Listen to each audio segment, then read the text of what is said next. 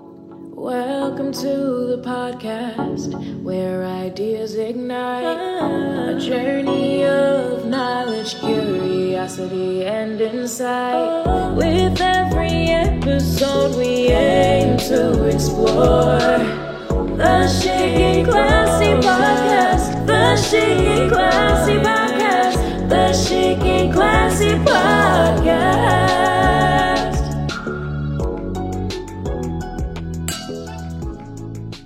Hey guys! Bienvenue au Chic and Classy Podcast! Alors, je suis votre animatrice Dirtly. et je suis votre co-animatrice Vanessa. Et aujourd'hui, on reçoit Mélissa qui va venir nous parler, qui va venir nous témoigner de son histoire assez atypique. Donc, je te laisse commencer dès que tu te sens prête. OK, merci beaucoup de me recevoir. Donc, mon nom, c'est Mélissa. Je suis étudiante en médecine à l'Université McGill à Montréal en 2e année. Je suis arrivée au Canada lorsque j'avais 17 ans. Et c'était assez difficile le processus pour arriver ici et depuis lors jusqu'à présent. J'ai grandi et je suis née au Bénin en Afrique de l'Ouest. Et j'ai eu quand même, j'étais un enfant un peu différent à mon avis. Et ça m'a conduit à l'art, à l'écriture, au slam. Donc, c'est également quelque chose que je fais aujourd'hui, donc écrire et faire des performances en direct ou sur les réseaux sociaux. Donc, ça, c'est un peu moi. OK. Tout en étant étudiante en médecine. Oui, c'est ça. Wow! Félicitations, premièrement. Vraiment, toutes mes félicitations. Ben, nos félicitations. Ben, tu peux nous parler de ton histoire. Ouais, plus en détail. Exactement. Donc, si je vais aller par section, le côté plus artistique. Donc, comme je disais, quand j'étais au primaire, là, j'ai commencé à aimer écrire. Donc, je faisais des dessins parce qu'en fait, en grandissant, je me sentais quand même plus dans mon monde, dans ma petite bulle, pas toujours à ma place un peu partout. Mais c'est un peu paradoxal parce que j'avais comme plus une personnalité quand même un peu plus, pas extravertie, mais j'avais les plus extravertis, mais j'étais quand même plus renfermée sur moi. Okay. Donc, la seule façon pour moi de comme trouver un peu dans ma tête, de pouvoir trouver un monde qui me convenait en tant qu'enfant, c'était vraiment de dessiner. Je me souviens, ma toute première histoire, c'était vraiment un dragon que j'avais dessiné qui était en train d'attaquer un village, vraiment cliché là. Mais des petits textes, de petites phrases, bien sûr, au primaire, je savais pas vraiment bien écrire. Ensuite, quand je suis allée au collège, j'ai commencé à écrire des poésies, des textes de poésie. J'ai commencé à écrire des nouvelles ensuite, dans des petites histoires, inspirées vraiment des films, des choses que je regarde. Et j'avais commencé à développer une petite âme sociale. Donc, il y avait beaucoup de sujets que je voyais dans les livres que je lisais, parce que je lisais vraiment beaucoup, les films que je regardais aussi. Donc, ces histoires-là, ou bien ces sujets-là, j'aimais bien les présenter dans ce que j'écrivais. Je me souviens en 4e, j'ai commencé à le faire passer un peu dans ma classe parce que les gens, mes camarades, ils achetaient plus de livres vraiment.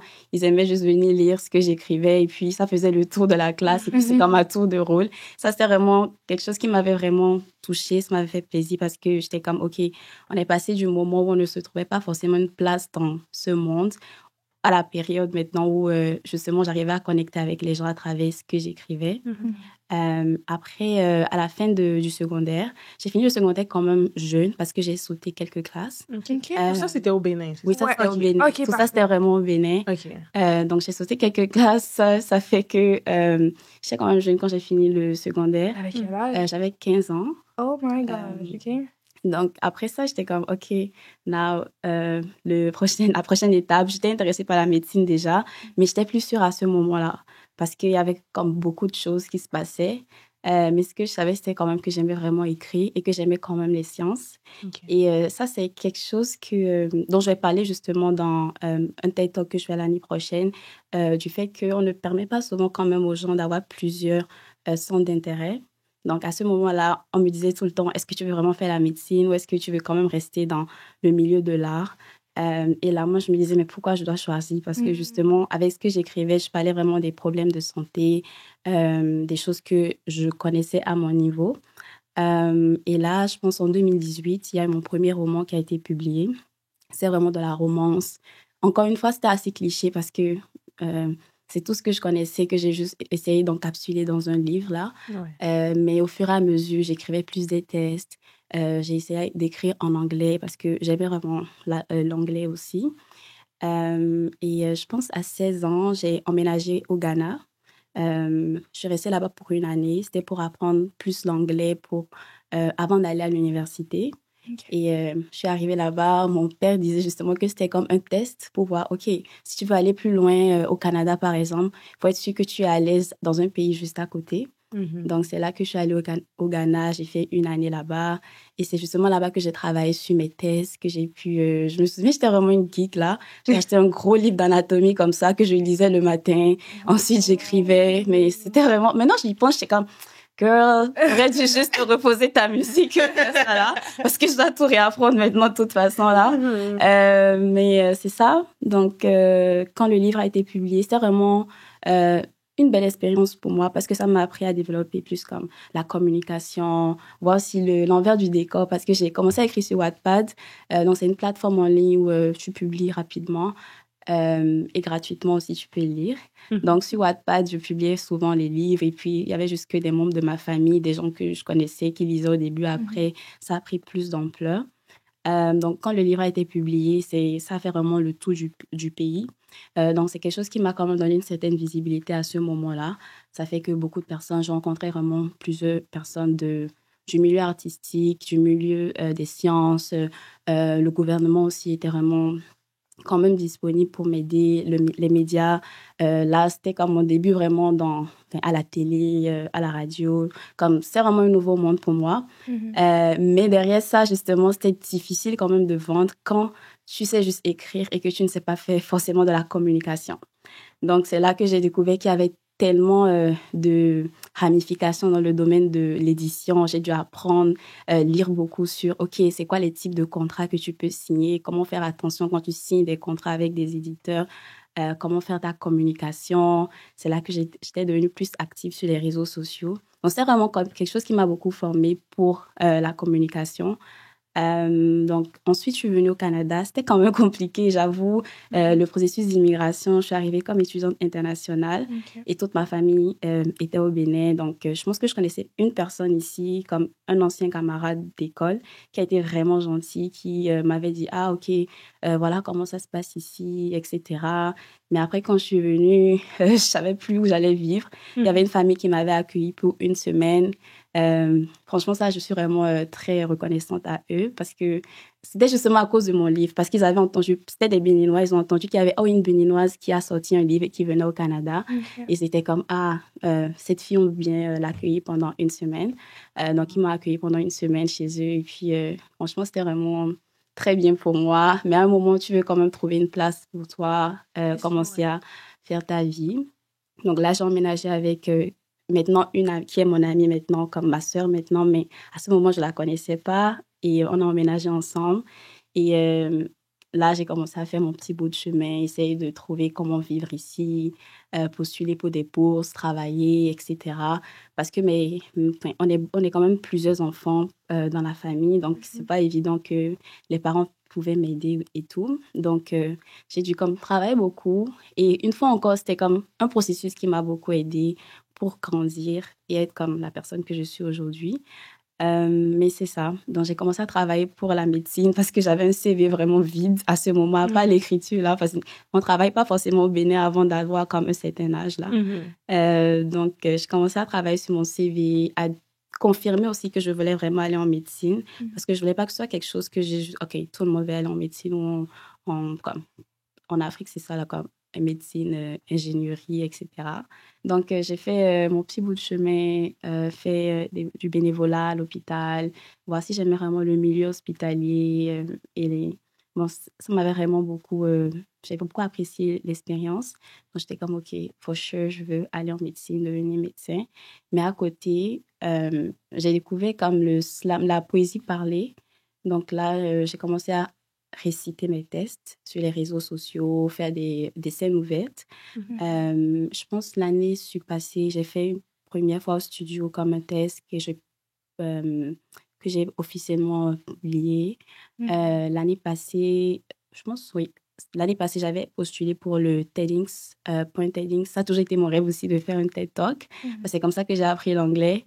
Et j'ai fait cette année, en début d'année, j'ai pu performer là-bas pour faire de la poésie parlée. C'était vraiment une très belle expérience pour moi. Wow. Et justement, c'est ça. Donc, je pense que c'est quand même couvert pas mal de choses là. Dans le côté artistique et le côté médical, ça va quand même de pair dans ma vie, c'est ça. Puis moi, j'aurais 2 petites questions pour Oui. toi. Pour faire, mettons, un bond un peu plus en arrière. Quand tu étais au Bénin, c'était quoi un peu le contexte familial? Comme, c'était quoi la dynamique? Est-ce que tu peux nous en parler un petit peu? Oui, bien sûr. Actuellement, par exemple, je connais plein de personnes qui ont une dynamique familiale plus, disons, cohésive, plus tout le monde s'appelle toutes les semaines, etc. Mais nous, dans notre famille, on est un peu plus différents. C'est vraiment comme un peu chacun dans son coin, mais ça n'enlève pas, disons, l'amour. Comme, je sais que j'aime mes frères et sœurs, mes parents, mais ça n'enlève pas le fait qu'on n'est pas très proches comme famille. Et même en grandissant, c'est comme je sais pas, des petits adultes, mais j'ai vraiment senti qu'en grandissant, c'est vrai qu'il y a eu différentes situations que je vais pas forcément éteigner, différentes situations qui ont rendu quand même la chose quand même difficile en grandissant, disons jusqu'à présent. Mais ça n'a rien enlevé en fait à l'amour dans la famille, mais ça restait quand même difficile parce qu'il y avait eu beaucoup de challenges. Côté financier, par exemple, il y a eu plusieurs fois que je me rappelle au secondaire que on me chassait de l'école parce que j'arrivais pas à payer la scolarité, parce qu'il y avait comme des difficultés, etc., les difficultés familiales, etc. Donc, c'était ça au Bénin quand même, la dynamique. Ça fait qu'aujourd'hui, c'est comme love from a distance, si je peux dire ça comme ça. Dans mon bachelor, j'ai fait beaucoup de projets de recherche par rapport à la gynécologie, la santé des femmes.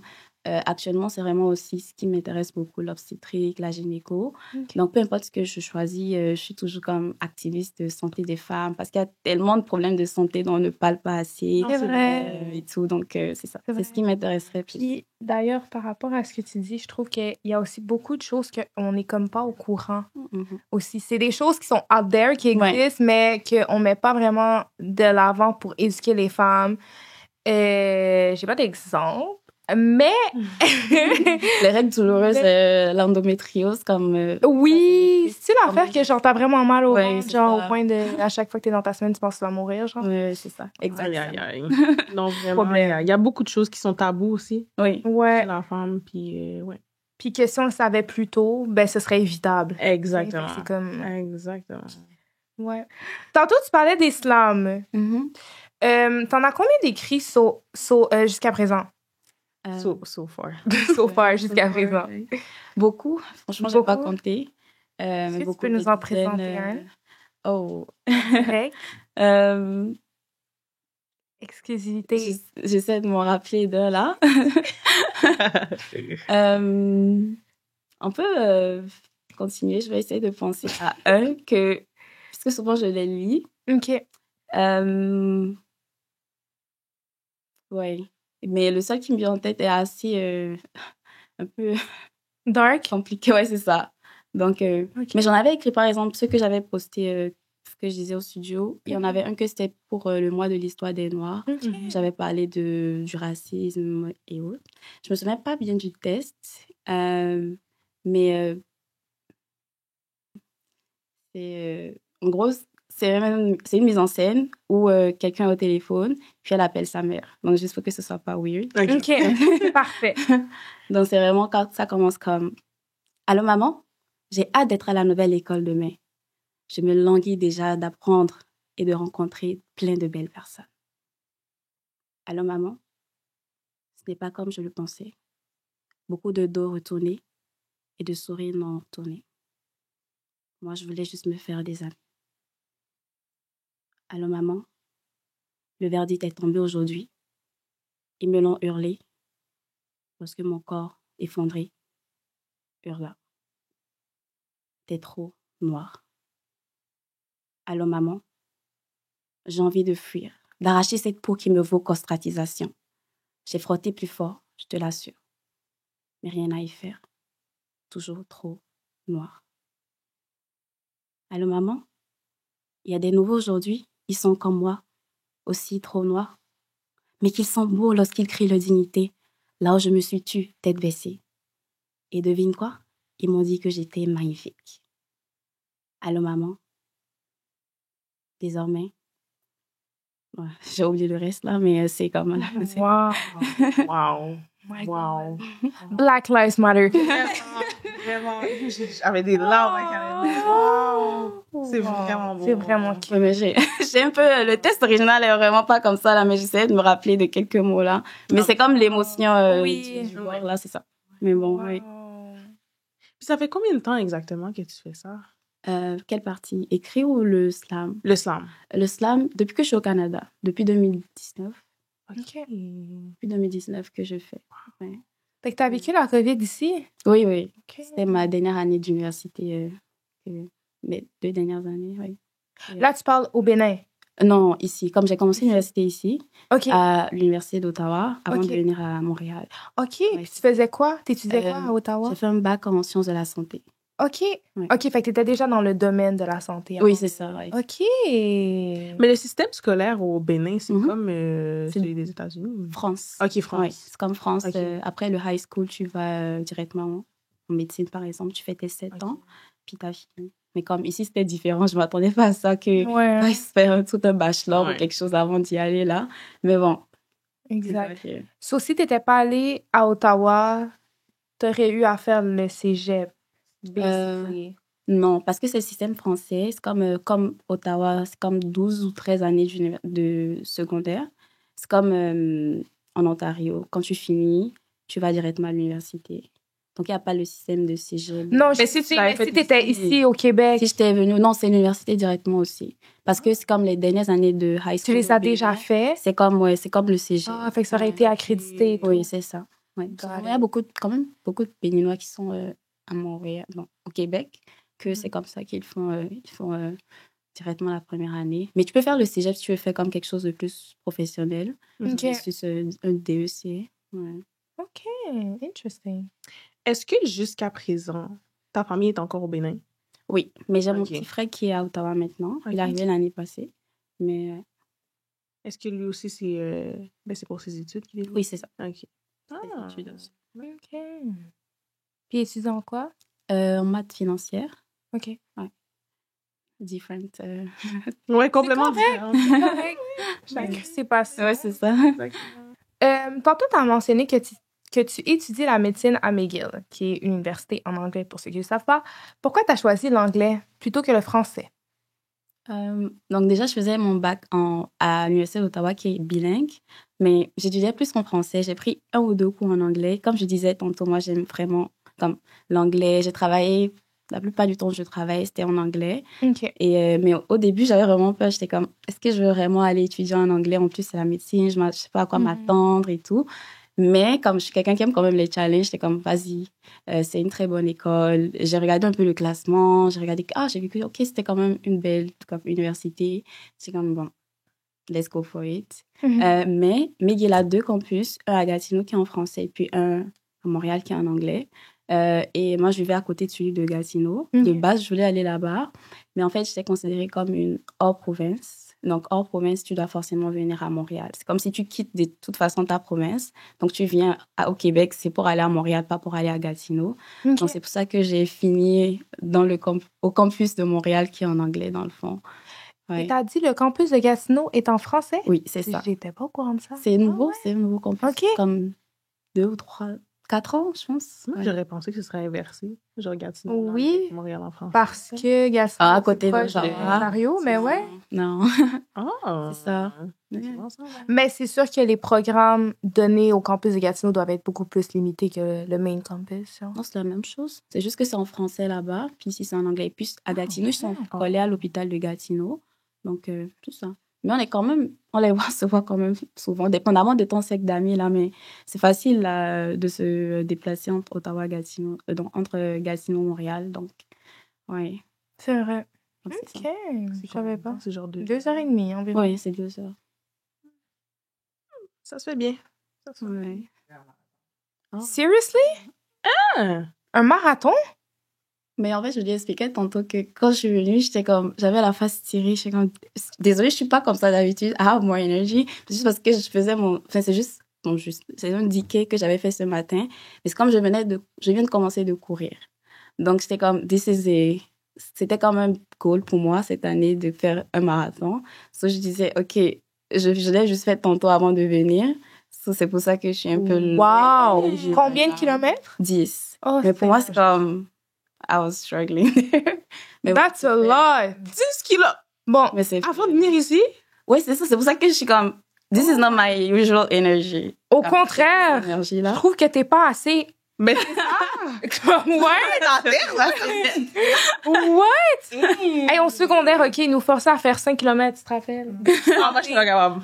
5 km, c'était assez pour me rendre à Non, mais terre. moi, je faisais les 5 km en marchant. Parce que, Oh, ben non! Ben non! genre la moitié en courant, mais on s'en l'autre fois. Vraiment dead. En vérité, je pense que je serais capable de le faire au complet en courant. Mais Oui, c'est faisable, Mais mais... ça m'a même tiré en arrière. J'étais comme, OK, là, je vais rester avec vous. Tu vas faire combien de temps? 1h10. Ce qui est quand même rapide. Not gonna lie. Non, mais aujourd'hui, honnêtement, je trouve que c'était vraiment très slow-paced. Mais j'étais comme, my goal right now, c'est juste de finir. C'est pas même d'être rapide et tout. Genre, j'étais comme... C'est vrai. Non, mais des fois, tu fais comme... Des fois, comme si je fais un 5 km, je veux avoir un good pace. Ouais. Et genre, le 10, c'est comme, il fait vraiment chaud, t'arrives pas à respirer maintenant. Est-ce que tu veux vraiment comme faire comme tout le monde et accélérer? Du coup, j'ai commencé vraiment doucement. Puis, vers la fin, j'étais plus rapide. Sur le Mais c'est ça. Mais c'est comme, take your time. Au début, j'étais stressée. Parce que j'étais comme trop en train de réfléchir à... C'est pas comme dans la vie, genre, j'étais en train de réfléchir, oh, mais si tu fais pas assez long, ou est-ce que tu finis pas? Parce que j'ai jamais fait un 10K. Mais après, j'étais comme, you know what? Just go at your pace. Exactement. Puis tu l'as fini, ouais, fait que ça, c'est essentiel. Exactement. Puis t'arrives à la ligne de finish, là, ouais. Arrivé, reste arrivé. Mais c'était où le marathon? À Verdun. C'est comment la transition? De Wattpad à... Oui. Quand j'étais au Bénin, j'écrivais avec mon téléphone. Tu poses rapidement le chapitre, plein d'erreurs. C'était vraiment pas ça le goût. C'était juste partager des histoires. Donc, je partageais chaque semaine.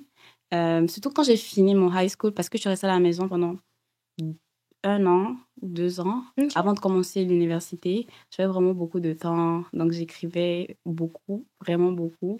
Donc, je postais chaque semaine. Je savais pas c'était quoi, comment est-ce que les livres se retrouvaient dans les librairies. J'étais comme, there has to be a way, mais je savais pas comment. Mais quand j'ai fini le livre sur Wattpad, j'étais vraiment contente. J'étais comme, ah, OK, on a écrit des 30 chapitres. Qu'est-ce qu'on en fait maintenant? Et là, j'étais allée au Ghana à ce moment-là. Puis je faisais des recherches comme, oh, qu'est-ce qu'on fait d'un livre? Je voyais aussi sur Wattpad parce qu'il y a beaucoup d'auteurs, surtout américains, sur Wattpad qui se retrouvent publiés comme... j'ai oublié le nom de celle qui a écrit After, par exemple. Il y en a qui ont quitté Wattpad, qui sont vraiment des stars maintenant, qui posent sur leurs livres ont été adaptés au cinéma, etc. Donc, j'ai fait mes recherches. Je suis tombée sur une maison d'édition. J'avais envoyé mon manuscrit juste comme ça. Parce qu'une fois encore, je ne connaissais pas du tout le processus à ce moment-là. Et après, ils m'ont répondu, ils m'ont dit, on est intéressé par ton livre, etc. Mais là, c'est quelque chose vraiment que beaucoup de personnes me demandent aujourd'hui, ah, mais comment on fait pour publier un livre, etc. Je suis comme, c'est pas tout rose. C'est vraiment compliqué parce qu'il y a plusieurs types de contrats. Il y a le contrat traditionnel, donc où l'éditeur, il prend tout en charge, il fait tout, etc. Mais on a vu que de plus en plus, il y a beaucoup d'écrivains. Donc, ça fait qu'il y a beaucoup de maisons d'édition qui préfèrent ne plus trop s'engager, où il faut qu'ils payent une partie, puis toi, tu payes le reste.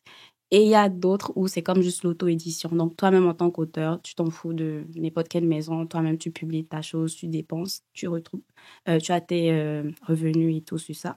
Donc, ça, c'était un contrat participatif. Donc, l'auteur et l'éditeur. OK. Donc, à ce moment-là, moi, je ne savais pas vraiment qu'il y avait même autant de différents types d'éditions, etc. J'étais juste contente. Ah, mais c'est vraiment cool, mon livre sera publié, etc. Donc, c'est là que le livre a été publié avec ça, donc avec l'aide de mon père. On a travaillé sur le livre, plus avec la maison, là. On a travaillé sur le livre, on a relu tout. J'avais tellement relu le livre qu'à un moment, j'étais comme... J'étais fatiguée de mon propre livre. J'étais comme, je viens de le relire 1 000e fois. Mais à la fin, c'était vraiment un bon résultat pour moi. Puis moi, je suis quelqu'un, j'aime vraiment le suspense, le drame. Donc, à la fin, c'était vraiment autour de ça. Et puis, une fois encore, la santé mentale. Donc, j'ai beaucoup parlé de ça dedans. Comme je suis quand même quelqu'un de plus ou moins féministe, si je peux le dire comme ça. Là, je voulais vraiment, shout out to the boys. Les hommes aussi ont des problèmes de santé mentale, des choses peuvent se passer dans leur vie, etc. Donc, c'est comme quelque chose que j'avais légèrement mis dans le livre parce que aussi, c'est une période où je voulais aller en médecine, mais en même temps, j'étais comme peut-être je vais être psychologue. T'es comme pas certaine. C'est ça. Mais après, du coup, j'étais comme, no way. Je pense que je vais plus aller dans le côté médecine. Mais c'est ça. Donc, le premier a été publié là. Après, comme je disais tantôt, le travail de communication était vraiment beaucoup. Parce que sur Wattpad, je le poste, je le partage sur Facebook, je le partage sur WhatsApp, comme sur les réseaux, et puis that's it. Rien à faire. Si les gens lisent, tant mieux. Sinon, tant pis, t'as pas mis d'argent, t'as pas mis plus de travail que ça. Mais là, c'était vraiment important de plus vendre. Il y avait des séances de dédicaces, des séances comme... C'était plus physique maintenant, comme versus quand c'était sur Wattpad où c'était plus numérique. Mais le côté négatif, je dirais, aujourd'hui, c'est que quand moi j'écrivais sur Wattpad, il n'y avait pas d'enjeu de vente, par exemple. Du coup, j'écrivais vraiment avec plus de plaisir à ce moment-là. J'avais pas d'enjeu, j'avais rien. Comme j'écrivais vraiment. Du coup, ça m'a pris quelques années, quand je suis arrivée au Canada, pour justement retourner au plaisir d'écrire. Donc là, j'ai écrit un autre livre qui est sur Wattpad qui s'appelle Tentation en édition. Et je pense que c'est mon livre qui a eu le plus de succès alors qu'il n'est même pas publié parce qu'il y a eu vraiment beaucoup de lectures. Et j'ai même gagné un prix sur Wattpad avec ça. Et j'étais comme, ah, tiens, je pense que c'est vraiment une partie de ma personnalité, là, comme juste quelque chose qu'il n'y a pas d'enjeu, it's just for you, que ça marche plus que quand c'est, OK, après, il faut vendre, il faut faire ça. J'avais vraiment pas aimé le processus à ce moment-là. Mais par contre, quand même, j'ai essayé de faire l'auto-édition après pour mon livre en anglais. Ça, c'était vraiment bien. Par contre, parce que c'est comme juste moi, j'avais pas d'éditeur. Tous les droits te sont versés, comme everything is for you. Mais c'est sûr que tu travailles plus. Je me baladais à Ottawa pour aller proposer mon livre dans les librairies, qui veut bien acheter. Et puis, comme à l'université aussi, mes collègues, tout le monde, comme je leur parlais du livre là pour qu'ils lisent. Puis, ils me faisaient des feedbacks. Donc, c'est ça. Donc, de Wattpad à l'édition, c'était quand même bien parce que là, j'ai mon livre à la maison, dans ma bibliothèque, mes livres à la maison, dans ma bibliothèque. J'ai fait un salon de livres, je pense, il y a 2 ans. Soit avec Wattpad, j'aurais pas pu faire un salon de livres, par exemple. Donc, j'étais comme, OK, quelque part, c'est quand même cool de passer cette étape-là pour vendre, même quand je fais mes scènes ouvertes, parce que plus tôt cette année, j'ai fait la première fois toute une soirée où j'étais comme l'artiste qui faisait des tests de poésie, etc. J'étais comme, OK, j'ai amené mes livres pour profiter et les vendre en même temps. C'est quand même le côté positif d'être passé de Wattpad au monde plus physique. Mais c'est ça. Mais après, depuis quelques années, disons 2 ans, j'ai plus rien publié parce que je suis en train de me redécouvrir, voir ce que je veux poster. Est-ce que je vais rester dans le roman ou passer plus à des recueils de poésie? Donc, c'est ça. Donc, ça, c'est... Oui, c'est... Puis, ton livre, est-ce qu'il se trouve en librairie ou non? Oui. Donc, ça dépend. Le premier, surtout en français, ça s'appelle Un pari dangereux. C'était comme c'est le circuit de distribution de Hachette, je pense, donc à la FNAC. En France, c'est en France que je l'avais publié. Ici aussi, si c'est pas dans une librairie, souvent c'est juste comme dire au libraire et puis il commande pour la personne. Donc, c'est ça. Nice. Mais la plupart du temps, c'est comme que je vais déposer des copies, etc. Mais plus pour le livre en anglais, parce que ça, c'était self-edited, donc c'est plus du travail personnel. Mais lui, en français, c'est comme l'éditeur qui se charge de comme le rendre disponible dans les librairies. Et c'est sûr que ça fait quelques années, là. Donc, actuellement, c'est plus comme directement quelque chose que tu vas trouver, mais c'est plus demander au libraire, « Ah, je veux tel livre », puis le libraire le commande pour la personne. Puis, comment ça fonctionne un peu en termes de, mettons, comment dirais-je, la séparation de l'argent? Mettons, là, t'as dit, avec ton livre en français, il y a comme l'éditeur aussi. Fait que, mettons, moi, j'arrive dans un Renaud-Bré, je demande ton livre, ils l'ont pas en stock, ils le commandent. Ben, cet argent-là, c'est comme quoi qui est ta portion, la portion de l'éditeur? Comment ça fonctionne, le magasin? Comment ça fonctionne? Donc, ça, c'est encore un autre côté, plus, pas négatif, mais comme quelque chose que les gens devraient savoir. Pour faire de l'argent sur de l'écriture, il faut être, je sais pas, Colleen Hoover ou someone comme vraiment best-selling author. Parce que sinon, sur, disons, 100%, même l'éditeur n'a pas 50% là. C'est comme les compagnies de distribution, disons Amazon par exemple, prendrait un 40, 50, comme une grosse partie du pourcentage. Puis l'éditeur prend une partie en fonction, par exemple, quand c'était alternative, donc participatif, parce que moi, il y a mon argent qui est entré dedans. Ça fait qu'on ne peut pas me donner un 10%, un 15%. Je me souviens plus, je ne sais pas combien de pourcentage que j'ai sur le premier, mais c'est sûr que c'est plus élevé qu'un contrat traditionnel. Parce qu'un contrat traditionnel, tu payes rien, c'est l'éditeur. C'est l'idéal d'ailleurs. L'éditeur qui fait tout, mais tu as déjà fait le travail d'écriture. Et je pense que c'est comme 10-15% max qu'un auteur a sur un livre. Ça, c'est le max, là. Ouais. Mais c'est pour ça qu'il faut en vendre beaucoup pour arriver là. C'est pour ça que j'essaie de, OK, should I just écrire? Parce que dès que tu le publies, même si tu veux pas et que tu veux juste que les gens aiment bien, et puis le succès d'un livre, c'est même pas lié à combien le livre est bon ou pas. C'est vraiment chance ou bonne comms. Comme il y a tellement de choses qui jouent que t'es tellement obnubilé plus maintenant par les ventes que par le test même, que ça devient un peu négatif. Donc, ça fait que c'est pour ça que justement les dernières années, quand j'ai l'occasion, je vais en vendre. Sinon, je me concentre vraiment plus sur faire ce qui est free, que les gens peuvent juste regarder, donc le slam. C'est ça. Mais, Puis t'as dit que t'étais allée au Salon du Livre. C'était comment ton expérience? Comment ils t'ont approché? Donc, c'était le Salon du Livre de l'Outaouais. OK. Je pense que c'était l'année passée. Donc, quand je vivais à Gatineau, je faisais partie de l'association des auteurs de l'Outaouais. Donc, il y avait beaucoup d'événements. On faisait des cafés-rencontres où des personnes viennent, tu lis une partie de ton livre, de quelque chose, en fait. Et c'était drôle parce que j'étais la seule qui avait, je pense, le premier café-rencontre où j'étais allée, j'avais 20 ou 21, je sais plus. Et la plupart des personnes là-bas avaient 2 ou 3 fois mon âge au moins. Donc, j'étais comme, OK, on n'est pas tant si nombreux à écrire actuellement. Donc, ça, c'était drôle. Mais après les cafés-rencontres, justement, il y avait le Salon du Livre. Ils ont dit que, parce que tu es dans l'association, déjà, tu peux automatiquement t'inscrire pour le Salon du Livre. Donc, l'association avait un stand où les auteurs on faisait la rotation là-bas. Donc, c'était vraiment bien. Il y avait des milliers de personnes. C'était vraiment grand. C'était la première fois que je faisais un événement aussi grand. C'était vraiment bien. Franchement, là, j'étais comme, OK. Là, je me sentais plus comme un auteur à ce moment précis là, parce qu'il y avait beaucoup de personnes. Je faisais les dédicaces. Donc, oui, c'était une très belle expérience pour moi. J'en ai fait 2, je pense, l'année là. J'ai fait le grand, qui est le Salon du Livre de l'Outaouais, et j'ai fait d'autres salons pour les auteurs indépendants et un autre salon dont je me souviens plus du nom, mais à Gatineau. OK. Wow, vraiment.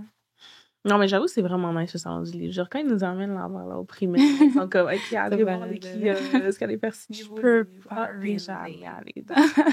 Moi, c'est à chaque année, c'était obligatoire, on allait là-bas. Là. Ah ouais. Alors, en tant qu'immigrante, on sait que des fois, c'est pas facile, l'adaptation à une nouvelle culture, un nouvel environnement. Est-ce que tu pourrais nous partager ton expérience du Bénin au Canada, le choc culturel, s'il y en a eu un, mais je pense qu'il y en a eu un. Donc, est-ce que tu pourrais nous en parler un petit peu? Ton expérience d'immigration, en fait. Quand je suis venue ici, j'étais très reconnaissante parce que c'était, comme je disais, le processus n'était pas facile. Et je me souviens tellement bien que je suis arrivée, c'était la première fois que je prenais l'avion aussi. Et je venais au Canada, j'avais pas mis de manteau, rien. Oh, j'ai juste une jaquette en mode. Puis à quel mois de l'année? Je suis arrivée en décembre. Donc en 2018, en décembre 2018. Mais personne t'a dit de... Si, je savais que en plus, ça, j'avais des manteaux dans mon sac. Les manteaux servent à rien. Comme les manteaux qu'on prend, guys, faites pas ça si vous venez d'Afrique. Prenez pas de manteau, parce que ça sert à rien, parce que c'est pas adapté. J'avais juste mis ma jaquette. Je suis descendue de l'avion, en fait, parce que c'est la première fois que je ressentais le froid, en fait, de cette façon. J'étais comme, something is not right. Comme quelque chose n'est pas correct là. Mais là, j'ai vraiment couru pour vite rentrer là. Parce que mon ami dont je parlais, que je connaissais ici, était venu me chercher. Mais ça, le froid, j'étais comme, OK, c'est ça, c'est vrai, quoi. C'est vrai, le froid, c'est pas juste dans les Canadien, là. Non.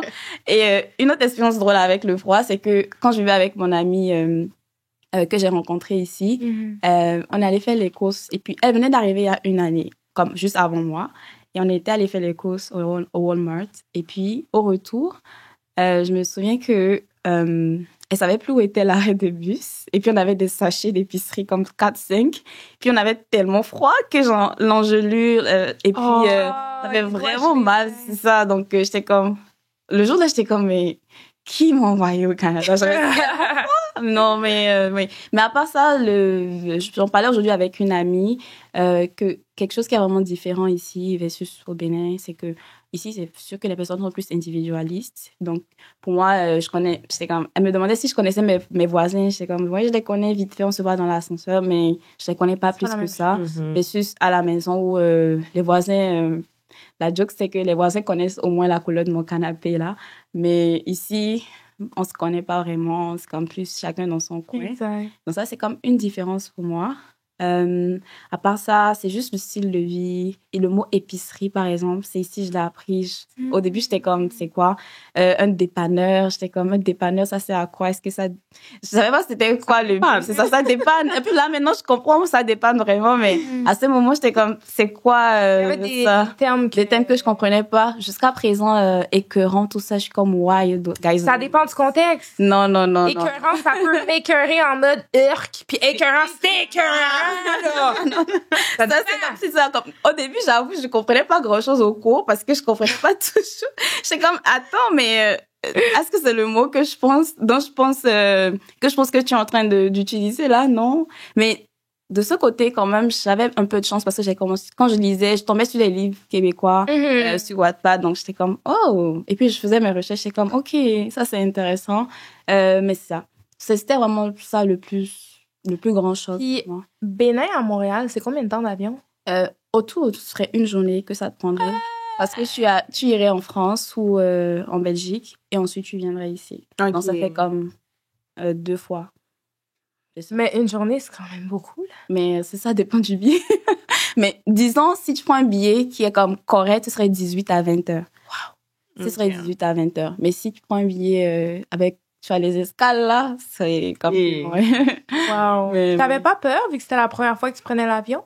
Non, mais c'est parce que, tu sais, quand quelque chose prend tellement de temps pour venir ou que tu travailles tellement pour quelque chose, c'est plus de l'excitation de « Oh, enfin, je vais aller au Canada ». C'est vrai que j'avais la petite boule au ventre, plus par rapport à l'avion, parce que moi, j'ai grandi en regardant Air Crash.